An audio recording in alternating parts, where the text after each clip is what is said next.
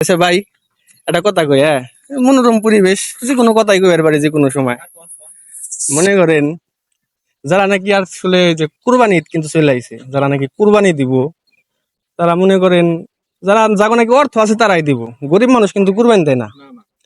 আবার কোনো কোনো জায়গায় আছে দেখা যায় গরিব মানুষ কুরবানির গোস্ত পায়ও না। যাদের অর্থ আছে তারাই কুরবানি দেয়। তো আমার প্রশ্ন হইলো, যাদের অর্থ আছে, বেশিরভাগ সরকার তো এগুলো তো অনেক টাকা, বেশি মানুষ টাকা, অবৈধ টাকা, মানে সবাই যে করতেছে কুরবানিটা কিরকম ভাবে কইবার চাইতেছেন কোন?